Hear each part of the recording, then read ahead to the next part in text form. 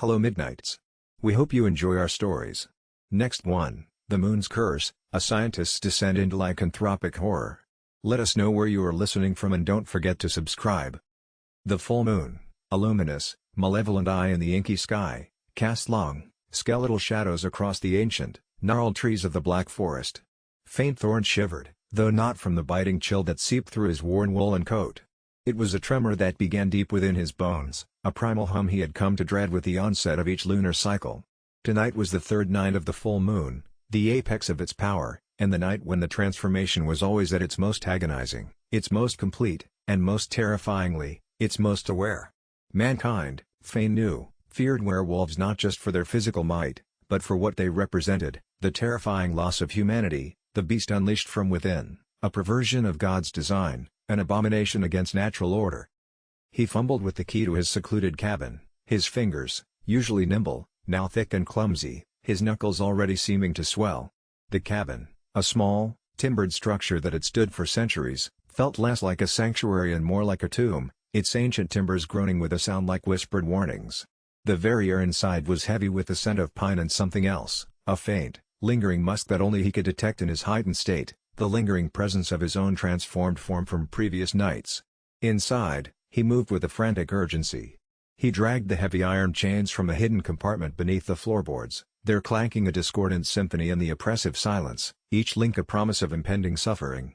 He'd reinforced the windows with thick oak planks, scarred and crosshatched where the beast had tested them before, gouges that Fane, in his human form, knew he could not have made. The door was barred with a solid steel beam, a futile gesture against the primal force brewing within. Yet, he knew, with a certainty that curdled his blood, that these were mere trifles against the beast stirring within him, a beast that retained fragments of his own damned consciousness, a horrifying echo of his human self, condemning him to witness his own monstrosity. Fane had been a man of science, a renowned ethnobotanist whose life had been dedicated to unraveling the mysteries of the natural world. His fascination with ancient folklore had led him to a remote village nestled deep within the Carpathians, a region rife with tales of the Wilkalok, the Slavic equivalent of the werewolf. He had initially scoffed at the superstitions, the old wives' tales of men transforming by wearing wolf pelts, or by being born under a new moon, or even by drinking water from a wolf's footprint. These were quaint stories, he'd believed, rooted in the genuine fear of wolves in a more untamed Europe. He sought scientific truth, not archaic dread. Mankind's fear, he had theorized, stemmed from the primal terror of the unknown, the wild that encroaches upon civilization, a primitive response to perceived threats. He was so wrong. The truth was far more insidious. Werewolf myths, he learned, weren't just about wolves. They were about the corruption of the human soul. Some old texts, particularly from the more superstitious corners of Europe like Brittany and the Baltic states, spoke of lycanthropy as a curse, a divine punishment for grave sins, a pact with the devil, or even a contagion spread through the bite of another werewolf. Fane knew which one applied to him. Until that fateful night, a moonless one, when he'd ventured too close to a ritual site, stumbling upon a pack of wolves, unnaturally large and silent, their eyes burning with an intelligence that chilled him to the core. He remembered a searing pain in his shoulder, a flash of white fangs, and then darkness. The fever had followed, a brutal, relentless inferno that had nearly claimed his life. And then, the first full moon. He had woken to find himself covered in blood that was not his own, a raw, animal hunger gnawing at his gut, and a vague, horrifying memory of tearing flesh, a fleeting image of a terrified deer, its neck snapped, its eyes wide with primal terror, reflecting his own human horror. It was then he truly understood the old stories of Lycaon, the Arcadian king transformed into a wolf by Zeus for serving human flesh, a punishment for hubris and transgression. The fear wasn't just of the animal, but of the man who became the animal, carrying his cunning and malice into a bestial form, turning his intellect into a tool for more efficient slaughter. This was the true horror, a predator with human intelligence, stripped of human morality, driven by an insatiable, alien hunger that transcended mere survival. It was a hunger for destruction, a desire for chaos. Tonight, the familiar signs were intensifying, reaching a crescendo. His muscles began to twitch uncontrollably, a subtle rippling beneath his skin that threatened to tear free, as if his very flesh was rebelling against its human form. His senses, already heightened over the past 2 nights, became almost unbearable. He could hear the frantic scuttling of a field mouse hundreds of yards away, the whisper of dry leaves disturbed by an unseen insect, the faint, sickening throb of his own blood in his ears, a constant, oppressive rhythm drowning out all rational thought. He smelled the damp earth, the faint scent of pine needles, and something else, the metallic tang of his own fear, mingled with the cloying sweetness of decay that now seemed to emanate from his very pores, a prelude to the grotesque feast his transformed self craved. His teeth ached, an exquisite, maddening pressure that felt as though they were being pushed from his gums, elongating, sharpening into predatory points that he knew, instinctively, would tear through flesh and bone. He knew from historical accounts of supposed werewolves, like Peter Stube of Bedburg, the werewolf of Bedburg in the late 16th century near here in North Rhine-Westphalia, that the transformation was said to manifest even in human form, with traits like a unibrow, curved fingernails, and bristles under the tongue. Fane checked his own hands, his nails already thickening, curving inwards like talons, tearing at the soft skin of his palms. He ran his tongue over his gums, feeling the sharp points of his transforming canines, piercing the delicate flesh. These were the subtle signs that had allowed witch hunters from medieval Grevenbroich to identify suspected lycanthropes, leading to brutal trials and executions, fueled by humanity's desperate need to categorize and destroy what it could not understand, what had once been one of their own, now utterly alien. He secured the first chain around his left ankle, the cold iron biting into his already swelling flesh. He worked quickly, driven by the knowledge that once the change began in earnest, there would be no stopping it, no escape from the agonizing awareness that accompanied the transformation. Werewolves, as the old texts described, were not merely men who turned into wolves. They were a grotesque fusion, a bipedal monstrosity that retained a terrifying semblance of human intelligence, twisted and corrupted. This, Fane understood, was why mankind feared them above all other beasts. A bear, a wolf, a lion, they were dangerous, but their motives were simple: hunger, territory, defense. A werewolf, however, harbored the dark corners of the human mind, malice, cruelty, and a predatory cunning that made them utterly unpredictable and terrifying. The bones themselves reformed, a process so violent it often resulted in shattering if not properly managed, or so the legends claimed. He knew from painful experience the agonizing reknitting of bone and sinew, the feeling of his skeleton being violently rearranged within him. He remembered the phantom pains of previous transformations, the way his joints would pop and grind as they dislocated and reformed, sometimes leaving him with a limb twisted at an unnatural angle until the final agonizing resetting, a grotesque mockery of his former anatomy. The transformation was always triggered by a specific hormonal surge, a massive influx of testosterone and adrenaline that flooded the system under the direct influence of lunar radiation, or so a few obscure, esoteric texts had posited. Fane, ever the scientist, had tried to find a physiological explanation for the inexplicable, even as the monstrous reality consumed him. He had even tried to chart the process, to find a way to halt it, but each attempt only proved the sheer, unbridled power of the curse. He recalled chilling tales from the German countryside, particularly around the Black Forest, of wolf straps, belts made from wolf skin that were said to induce the change, a primitive form of willing transformation that, unlike his own involuntary curse, suggested a conscious surrender to the beast. He even wondered if his own affliction was a more complex, biological variant of such an ancient, magical trigger, a testament to the fact that some evils defy all scientific explanation, a dark stain on the very fabric of reality. The folklore spoke of silver as a potent bane, a metal believed to be pure and reflecting the moon's light, somehow capable of disrupting the unholy magic. But Fane, in his scientific studies, had found no evidence of this, only the brutal reality of his chains. A guttural groan tore from his throat as a sharp pain lanced through his spine, his vertebrae elongating, shifting with an audible crack, a sound like dry branches snapping under immense pressure, followed by the sickening squelch of muscle tearing. He gasped, sweat beading on his forehead, his vision momentarily darkening as if a shadow had fallen over his mind, a shroud of primal darkness. He dragged himself to the center of the room, near the stout oak post he'd cemented into the cabin floor. This was where he spent the darkest hours of his existence, a prisoner in his own flesh, a witness to his own monstrous devolution. He wrapped the second chain around his waist, binding himself tightly, the links digging into his flesh as his torso began to broaden, his ribs expanding, his chest swelling with an unnatural strength that threatened to burst his very skin.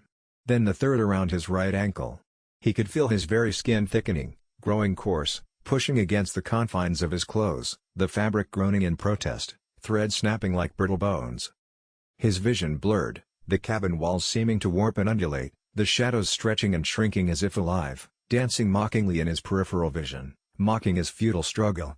His fingers, now covered in a fine sheen of coarse black hair, fumbled with the last chain, the one that would secure his wrists to the post. He could feel his jaw expanding, his canines pushing through, longer, sharper, piercing the delicate flesh of his gums, a sensation of hot, tearing pain, a taste of metallic blood filling his mouth. A low growl rumbled in his chest, a sound that was not human, a sound that sent a fresh wave of terror through him, for it was his growl, yet alien, born of the beast he was becoming, a terrifying internal monologue of savagery. The transformation twisted him into a grotesque parody of his former self.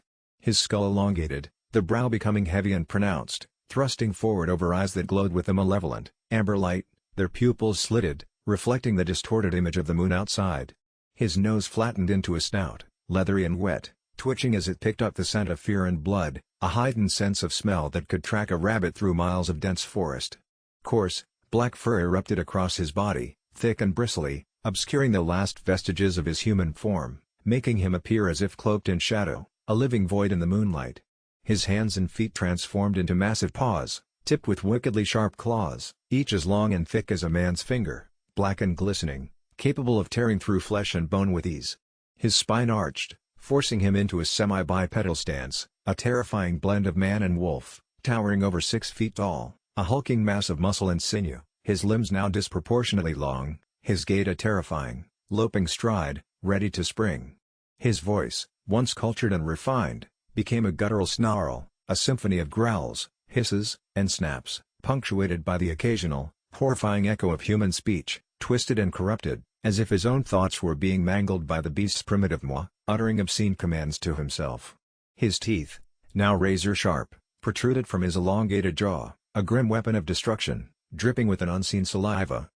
He secured the final chain just as his nails thickened, darkening, elongating into wicked talons, scraping against the iron links with a sound like grinding bone. His clothes began to strain, the fabric tearing with violent rips as his muscles bulked and contorted, his shirt rending along the seams as his shoulders broadened to an impossible width, his back arching, his neck shortening. The delicate hairs on his arms and chest thickened into a bristly fur, black as pitch, prickling and crawling over his skin, a living shroud. His face, once intellectual and serene, now contorted into a bestial muzzle, his nose flattening, his eyes glowing with a feral, predatory light that was both intensely animal and disturbingly cognizant. He could feel his skull reshaping, his brain compressed, yet horrifyingly aware, holding on to threads of human thought even as the beast surged forward, urging him to kill.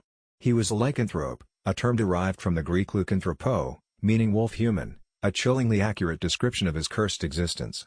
This dual nature, the insidious blend of man and monster, was the heart of mankind's deep-seated fear. It was the ultimate betrayal of the self, the civilized mind giving way to unbridled savagery, a descent into an abyss where no morality could exist, a primal terror that haunted the deepest corners of the human psyche. The air in the cabin grew thick with the stench of musk and blood, a scent that was now his own, overpowering everything else, filling his transformed nostrils with the promise of carnage. His hearing sharpened to an almost unbearable degree. He could hear the distant cry of an owl, the rustle of leaves hundreds of feet away, the frantic beating of a rabbit's heart somewhere in the undergrowth, and the sickening, rhythmic pounding of his own monstrous heart, a drumbeat of impending savagery, mirroring the frantic pulse of the world around him. He was no longer Fane Thorne, the man of science. He was the beast, the lycan, a creature of instinct and savage hunger, with the added torment of knowing exactly what he was, and what he craved, a monstrous appetite that gnawed at his very soul. A guttural roar ripped from his transformed throat, a sound of frustration and primal rage as he tested the strength of his bonds. The chains held, for now, digging into his flesh, but the pain was a dull throb compared to the agonizing internal reconstruction of his body, the chilling realization of his own utter loss of control. He slammed his monstrous fists against the oak post, splintering the wood, his glowing eyes fixed on the sliver of moonlight filtering through a crack in the boarded window. He could feel the bloodlust rising, a tidal wave of unreasoning fury. He knew what he longed for, what the beast craved, the thrill of the chase, the ripping of flesh, the hot gush of blood. He had read about historical accounts of werewolf trials in France and Germany, cases like Gilles Garnier in Dole or Peter Stuba in Bedburg, men accused of cannibalism and savage murders, often confessing under torture to assuming wolf form. Fane wondered if their monstrous acts were born of the same uncontrollable hunger that now gnawed at his own soul, a hunger that blurred the lines between man and beast, making the monster even more terrifying because it wore a human face, a perversion of what was once familiar and safe. The beast within snarled, its voice an echo of his own thought, promising freedom and carnage. Hours passed in a haze of animalistic rage and frustrated attempts to break free, each failed attempt fueling the beast's fury. The cabin, once his sanctuary, became a torture chamber, filled with his own guttural snarls and the sickening sound of snapping wood, the constant clanging of the chains against the splintered post. He clawed at the floor, scored deep gouges in the oak post, his guttural growls and snarls echoing through the silent forest, a dark lullaby to the lurking creatures of the night, a promise of unspeakable violence. He was a prisoner in his own skin, a beast bound by iron and the last, fading vestiges of human will, forever tormented by the knowledge of the horrors he committed, of the innocent lives that would be forfeit should he escape. He heard the faint cries of distant animals, and the beast within thrashed, recognizing prey, its maw salivating, a wet, snapping sound. He gnashed his teeth, the instinct to hunt overwhelming him, and he fought against it with every fiber of his being, desperate to remain bound, to protect the world from himself. The internal struggle was a constant, raging battle, his human consciousness desperately trying to assert control over the savage instincts that threatened to consume him entirely, to erase Fane Thorne forever. He saw faces in the shadows, fleeting visions of villagers, their expressions contorted in fear, their screams silent against the cacophony of his own internal torment. The beast desired not just to kill, but to terrify, to revel in the primal fear of its victims, a chilling reflection of humanity's darker impulses. The myth spoke of the werewolf's inability to cross running water, a small comfort that was no comfort at all in his isolated cabin.